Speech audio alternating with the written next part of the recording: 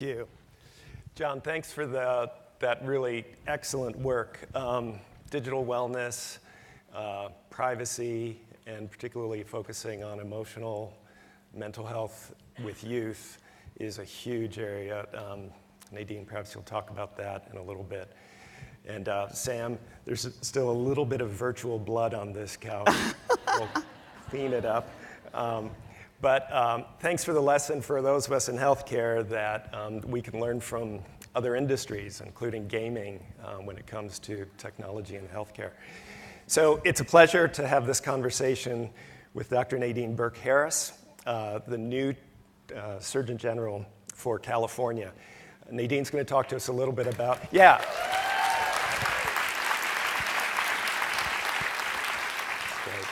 Nadine, I know you're going to talk with us a little bit about some of your focus areas in your role, what you think about in terms of social innovation, holistic healthcare, and some of your vision for the future. So I have a number of questions. Some of them came from you in the audience, so we'll get to as many of those as we can. As you heard, I'm in a newly created role myself with Blue Shield of California as the Chief Innovation Officer. I moved from Chicago to California 9 months ago. I'm happy to be a Californian now living in the Bay Area. And prior to this, I had a variety of professional experiences in startups and corporate innovation and investing across various industries, in consumer healthcare at Pfizer, in financial services at Citibank, and in hospitality at Hyatt Hotels. And for me, the why to come to this role and to come to California and Blue Shield is really about our mission, our purpose at Blue Shield, which is to create a healthcare system that is worthy of our family and friends and sustainably affordable for all. And there's a lot of work to do on that front. And Nadine, I'm glad that you're here to do this. Many of you know about Nadine's background. I won't go into all the details, but a distinguished academic career from Berkeley, UC Davis, Harvard, pediatric residency at Stanford, and then a variety of medical centers and clinics, including one that you founded and were the Chief Health and Medical Officer in San Francisco. Probably most importantly, at least from my point of view, Nadine, has been your focus on really identifying and caring for youth who have had adverse experiences and all of the trauma and stress that comes from that. So perhaps we can touch on that too. But let's first start with Governor Newsom, in one of his first acts after being sworn in, calls you up or meets with you and says, "Hey, why don't you come be the Surgeon General?" What compelled you to say yes? That's a great question. When the governor reached out to me, what was funny was, he said, we'd love for you to be the state surgeon general. And the first thing I said is, there's no such thing as a state surgeon general. And he said, yeah, there is, or there will be for California, and we'd like you to be the person. And what was fascinating, the thing that compelled me to say yes, because obviously I was deeply involved in my organization, my career, was number one, having the opportunity to work for and with this administration that is doing really bold things. Everyone on the governor's kind of senior advisor team is a rock star, and so it's an opportunity to work with some really bright and amazing people. But the other piece of it was that I recognized that this opportunity wasn't just about me. And that if I chose to step into the role, that I was having the opportunity to bring the issues that I care passionately about, childhood adversity, health equity, stress over the life course and how that affects health. I had the opportunity to bring that into the spotlight and into the role with me. Mm-hmm. And that was really the thing that compelled me, was recognizing that there was a really special opportunity that I had, and it was an opportunity to move this work forward in a really significant way. We're glad you said yes. And I know that in your it's just been, about 3 months That's right. in the role. And importantly, you've spent these early months really trying to understand what's happening in California. You've been doing a lot of listening to individuals, to communities. What are some of the things you're hearing? Yeah, so one thing I want to share is that my background as a pediatrician, researcher, and advocate really started when I came out of residency at Stanford and opened a clinic in a very low-income neighborhood in San Francisco. And one of the things that they teach you when you're in public health school and you're engaging in vulnerable communities, or any communities, in fact, is that it's really a best practice to get out there and establish trust, right? So I was going to schools and to churches and after school programs. I was having conversations with folks, and I said, I'm here, I really, my goal is to improve the health of the community. What are your biggest challenges? And so as I was coming into the role as California's first Surgeon General, I wanted to go back to that playbook, right? Because I think for a lot of folks, they really don't know necessarily what to expect. And it was really important for me to get out there and walk in people's shoes. It was really important to me to drive to Bakersfield and Fresno, to go up to Butte County, to Paradise, where the fires devastated communities, right? Where 17,000 structures burned. It was really important to me to go down to the border, to San Diego, to San Isidro, and be in a community health center and literally look out the window and see Mexico, and meet with community members and clinicians and healthcare leaders and folks in the educational system and researchers and all of the members of our community, and say, hey, I'm here to listen to you. I'm here to hear what your biggest challenges are. And I think that just goes an incredibly long way to beginning to be able to work together to tackle some of California's biggest healthcare challenges. Yeah. You're a practitioner, for many of us who practice human-centered design or design thinking or human-centered innovation. You're leading with empathy, leading with listening. And so as you're doing, there's so many challenges. Based on what you're seeing and hearing and the listening, are there any certain challenges or focus areas that are starting to take shape for you? Absolutely. There was not a single place that I went in our state where folks did not raise, I would say, two core issues. So every single place that I went, whether it was, Oakland or LA or Paradise, where folks didn't talk about, number one, the fragmentation of our systems, how difficult it is to be able to serve the whole patient, right? The barriers in communication, in data sharing, and all of those things. And number two, mental health.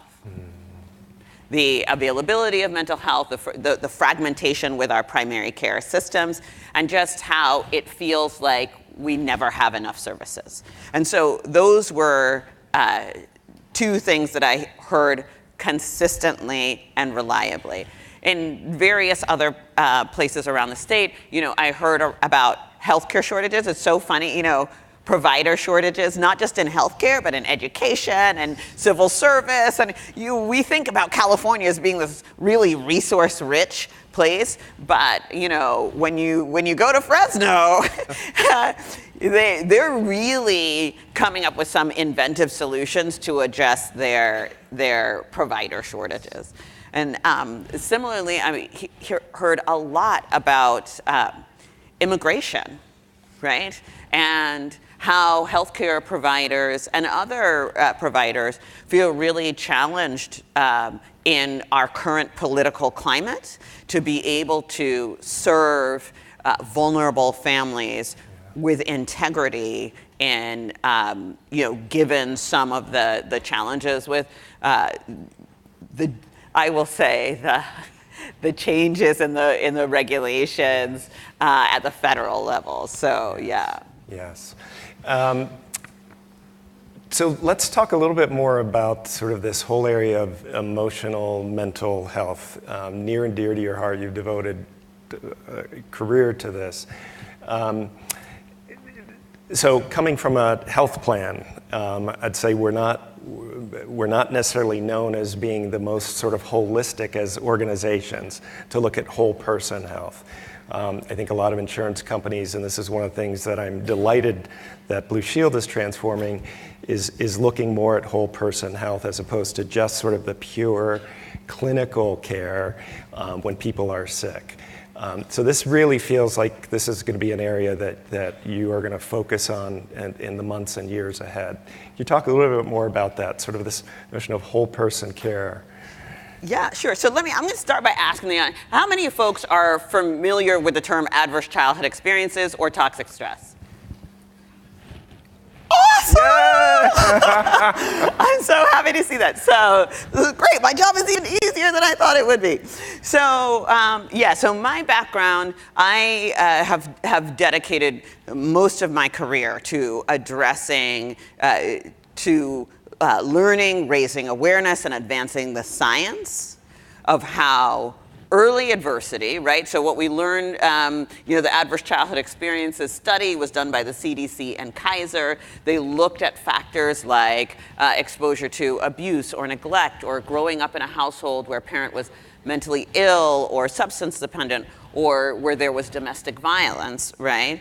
And what they found was that not only does it dramatically increase the risk for challenges that we traditionally think of, right, in terms of increased risk of mental health concerns, increased risk of substance dependence and things like that, but also dramatically increases your risk for things that people didn't previously associate with childhood adversity. Things like ischemic heart disease, #1 killer in the United States of America, one of the biggest drivers of healthcare costs.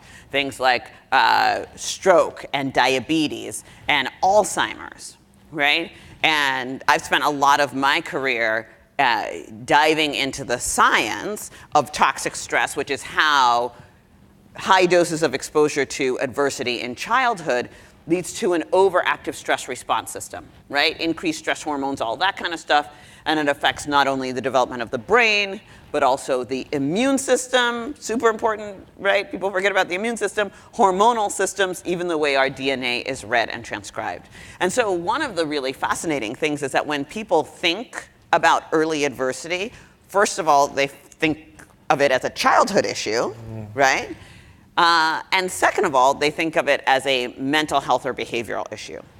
When the reality is, like, it's a immunologic issue, it's a chronic disease issue, it's a cardiovascular issue, right? And so a big part of the work that I get to do in the role of Surgeon General is really start to make those connections and those bridges, because what we understand now, and advances in science like genomics and metabolomics and proteomics and transcriptomics and functional MRI and all of that cool stuff, helps us do a way better job now in being able to assess and measure the stuff that your grandma could have told you, right? Right? So we look at all these research articles, and there are things like, safe, stable, and nurturing relationships and environments are healing, and that, where we live, work, learn, play, and worship makes a difference on our health. But now the difference is we can actually look at your epigenetic regulation, look at how your DNA is methylated or not methylated, and it's like, oh my God, for folks who have high doses of adversity, or who are living in challenging socioeconomic situations, we see changes in the DNA methylation patterns. We see increased markers of inflammation over the life course, and these markers of inflammation are very strongly associated with the increased risk of cardiovascular disease, right? And so when we understand these mechanisms better, the really cool thing about it is that we have much better opportunities to biologically disrupt those mechanisms, right? So we have the opportunity for fun things like not only looking at public health approaches to solving that, which the governor's team deeply gets, right? That our policies on housing dramatically affect health. Our policies on, our anti-poverty policies dramatically affect health. But also at the same time, we get to have fun with researchers who are looking at oxytocin nasal spray, right? Oxytocin, that snuggle hormone that is released during childbirth, and it turns out that physiologically disrupts the stress response system. And there are researchers at Stanford who have been looking at that and as to whether or not that improves physiologic outcomes in certain populations, right? Like, my fun job is I get to bring all of that together to trying to solve some of these biggest health challenges that are facing our state and our nation. Thank God. That is so awesome. And this is a social innovation summit, and you are talking in probably the most practical, tangible way I've heard about sort of this elusive topic of social determinants of health. And you and the governor and the team are actually taking tangible action, from what I can tell, to actually start doing some things about this in the most important areas. Well, one of the things that I am deeply convinced of, and now that I'm California's Surgeon General, I can say it and people believe me. But for real, I think there's an incredible amount of evidence, and there's national best practices and all of the researchers and whatever. But truly, social determinants of health, and particularly toxic stress, is to the 21st century what infectious disease was to the 20th century, right? And I just dig this. You all remember flu epidemic, 1918, massive percentages of the population dying, and it used to be we just took for granted. If there's plague in a town and you go through that town, you're a goner, right? And it was just people expected that. And similarly, right, when you have when you hear about someone who is suffering from mental illness or has substance dependence, and then you hear, oh yeah, well they had a rough childhood, right? And people say, ah, yes, right? And it's this intuitive connection, as if it's almost like a foregone conclusion. And I believe that before the end of the century, that is going to change. I believe that we are going to be in a place in our country, and I think we're going to lead the world on this, and I think that California is leading the nation on this, right? We're going to begin to pull apart all of the pieces that contribute to that. And whether you are in technology, or you're a physician, or you're doing public policy, or you're in private industry and you're looking at how, for example, adverse childhood experiences is impacting your workforce productivity, right? As we each throw together a little piece of the whole, I believe we're going to transform our ability to prevent the progression from early adversity to disease and early death. Wow.